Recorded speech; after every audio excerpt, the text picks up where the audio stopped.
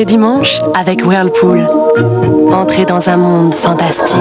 Whirlpool, le monde de l'électroménager. I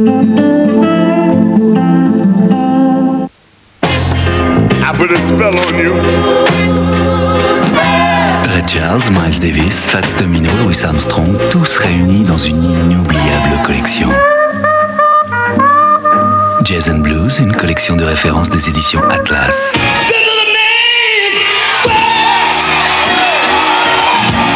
Jazz and Blues, la collection. Cette semaine, le numéro 1 Ella Fitzgerald, le CD sont livrés au prix exceptionnel de 7 francs. 7 francs. Pour tout connaître de vos clients ou de votre entreprise, 3617 Eurydeal. 3617 Eurydeal, le registre national du commerce. La technologie du moteur boxeur est au cœur de la nouvelle Alfa Romeo. Une Alfa Romeo inattendue, l'Alfa 145. Venez l'essayer sans plus attendre. Alfa 145, inattendu Alfa Romeo.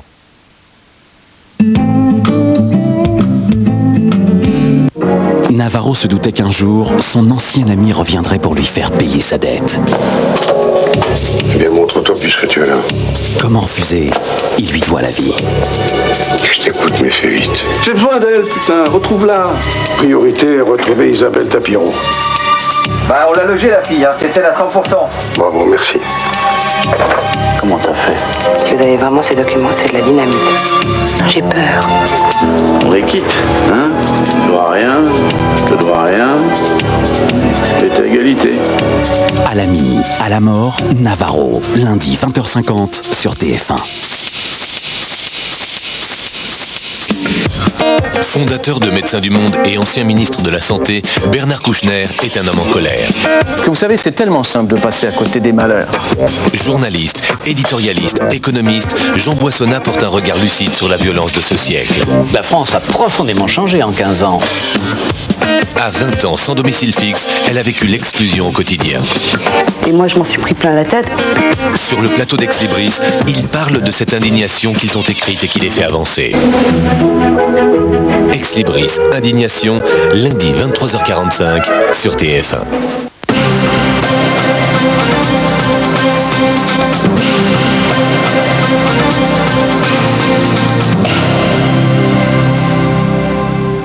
Bonsoir, Jean-Paul II triomphe aux Philippines. Le pape a célébré la messe devant plus de 2 millions de fidèles. Jamais depuis le début de son pontificat, il n'avait rassemblé autant de monde. Dominique Blanchard. Une véritable marée humaine a envahi ce matin le centre de Manille pour venir assister à la messe célébrée à l'occasion de la journée mondiale de la jeunesse. Du coup, toutes les routes, tous les accès étant bloqués par la foule, Jean-Paul II a dû laisser sa papamobile au garage et emprunter l'hélicoptère pour se rendre sur l'esplanade du parc de Rizal. Et les centaines de milliers de fidèles rassemblés ont dû patienter 1h30 avant de voir arriver le souverain pontife. Mais cela n'avait guère d'importance, la plupart d'entre eux avaient passé la nuit sur place pour ne pas manquer cette deuxième et dernière messe en plein air qui constituait le temps fort du voyage du pape aux Philippines. Les forces de sécurité sont restées vigilantes, mais il n'y a eu aucun incident sérieux. Seuls les médecins ont eu du travail, puisque 16 personnes victimes de malaise ont dû être évacuées avec beaucoup de difficultés. Non, des millions mais des milliers de catholiques se sont rassemblés dans toute la France pour protester contre la révocation de Monseigneur Gaillot. Monseigneur Gaillot qui a répondu comme prévu aux impératifs de son emploi du temps et célébré, comme il le fait souvent, une messe pour les détenus de la prison de Val-de-Reuil. À Évreux, 5000 fidèles ont marché dans les rues pour soutenir leur ancien évêque, Nancy Reyes. Jacques, on t'aime. Voilà ce que scandaient cet après-midi 5000 fidèles rassemblés devant la cathédrale d'Évreux, symbole de la contestation.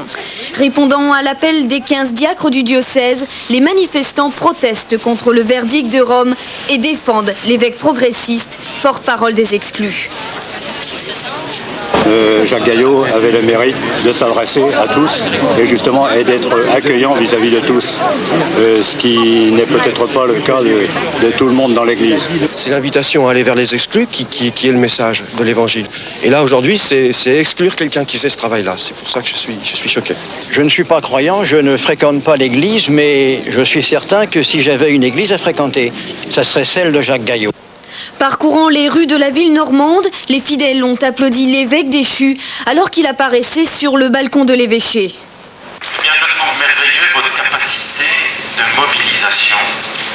Vous savez aller dans la rue pour vous exprimer, et ça c'est formidable.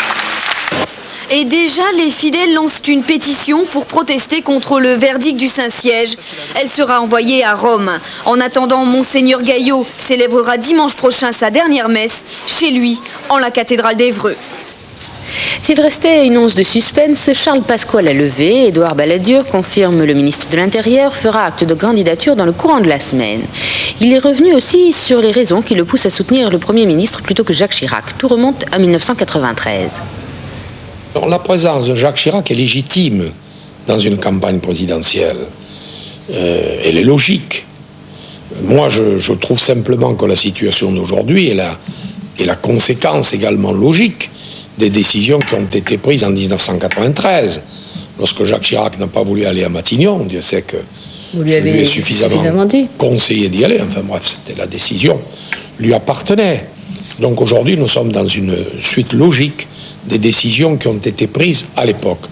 Chacun sait que, personnellement, j'ai tout fait pour que l'arbitrage soit rendu par les électeurs de la majorité à l'occasion de primaires, ce qui aurait évité cette situation.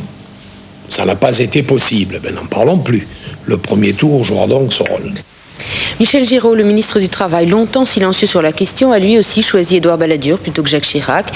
Sa décision, explique Michel Giraud, a été prise en conscience. Il ne croit pas aux mesures choc contre l'exclusion.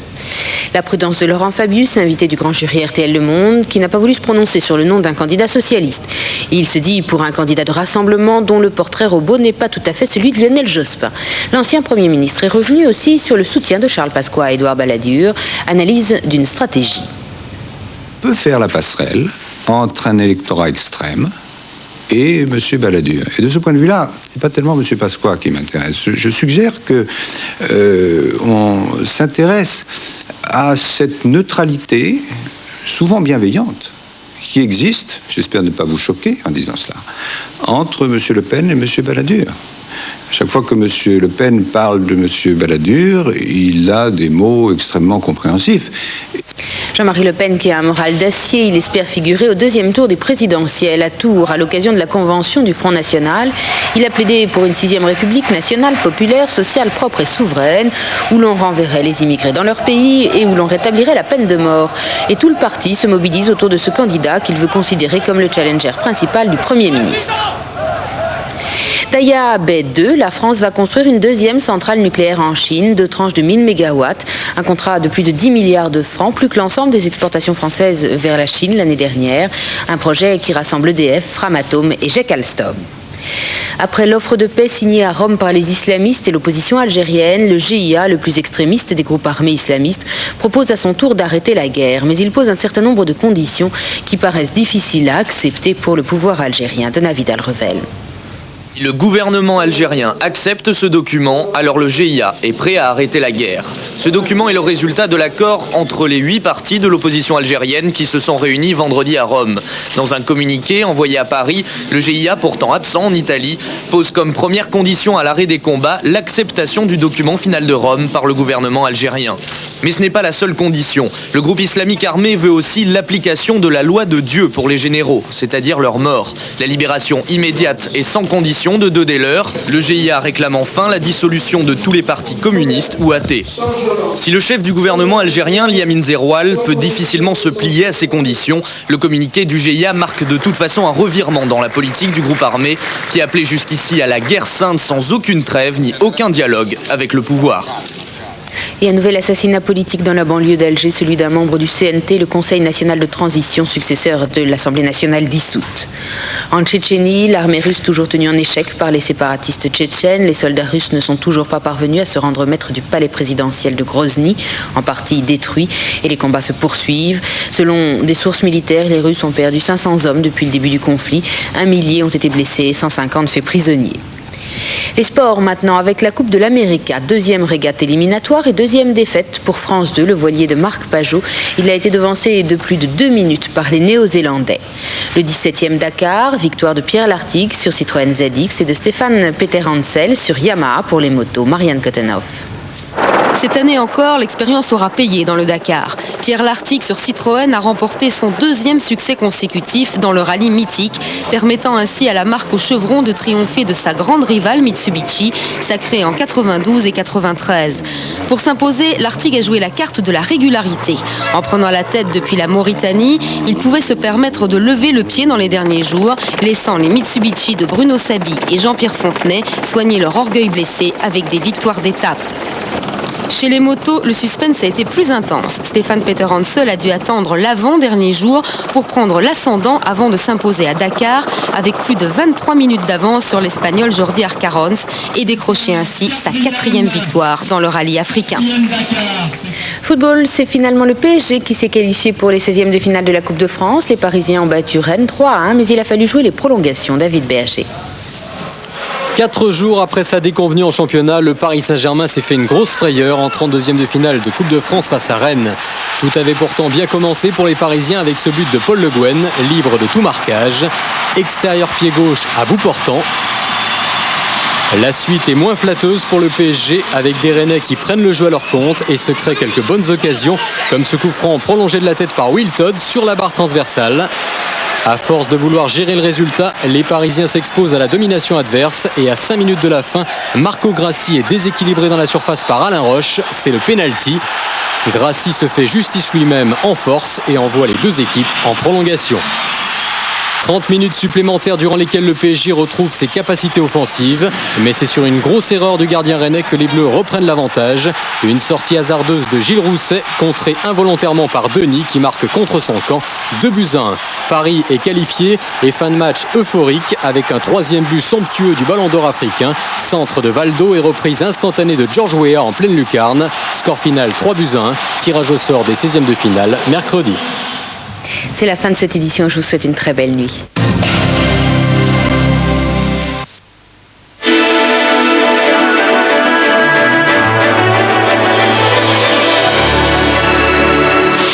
Retrouvez la météo avec les hypermarchés géants. Madame, monsieur, bonsoir. Eh bien, c'est à une semaine météo et d'hiver des plus banales que l'on se prépare avec un peu de soleil, un peu de pluie et des températures douces. Regardez les dernières images que nous a envoyées le satellite. Aujourd'hui, c'était déjà calme sur le pays avec pas mal de soleil sur le sud et sur les régions ouest, alors que de la grisaille traînait toujours sur le nord-est. C'est cette perturbation qui va arriver, qui va basculer, nous apportant de la pluie pour la semaine. Alors voici justement ce que nous prévoit Météo France. Déjà, pour la moitié nord, demain lundi, ce sera encore calme avec toujours un petit peu de grisaille sur le nord-est. Mardi, la perturbation arrive par la Bretagne avec de la pluie. Elle passera à l'est mercredi avec à l'arrière encore quelques averses. Et puis jeudi, ce sera la calmie. Toujours des averses sur les côtes bretonnes. Vendredi, elles se cantonneront aux côtes de la Manche avec de plus en plus de soleil pour la fin de la semaine. Quant aux températures, une petite poussée mardi qui seront d'ailleurs des températures au-dessus des normes saisonnières. Une moyenne de 6 à 9 degrés donc pour la semaine. Pour la moitié sud maintenant, donc lundi et mardi du soleil mais avec quelques entrées maritimes sur le golfe du Lion. Mercredi, la perturbation touchera aussi les régions sud avec de la pluie, sauf sur les Pyrénées et des Alpes jusqu'à la Corse. Là, vous aurez du soleil. À partir de jeudi, c'est le retour progressif, timide tout de même, du soleil pour cette journée de jeudi avec un peu de neige sur les Alpes et de la pluie dans les vallées. Et puis vendredi, franchement, du soleil après dissipation des brouillards. Pour les températures, c'est exactement comme pour la moitié nord avec une petite pointe pour mardi et une moyenne entre 8 et 11 degrés. Je vous souhaite de passer excellemment cette semaine. Vous la commencerez d'ailleurs en compagnie d'Alain Gélopétré. Bonsoir, dormez bien et à bientôt. Avec Géant, j'ai envie de ciel bleu.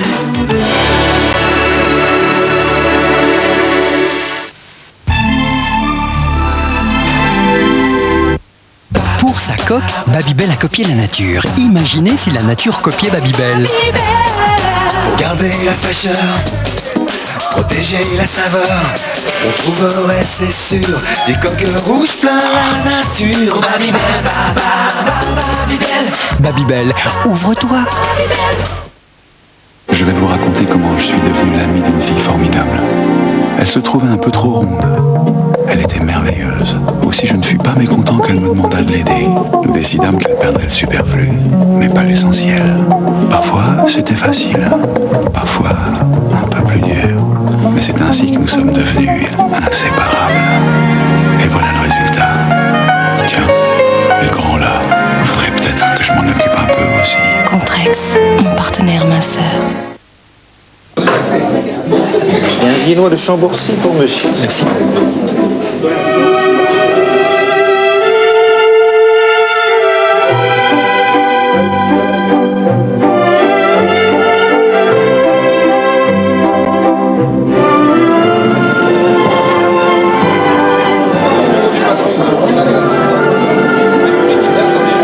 Monsieur, un viennois s'il vous plaît. Viennois de Chambourcy, c'est toute une histoire. Chambourcy, oh oui. Le son laser donne enfin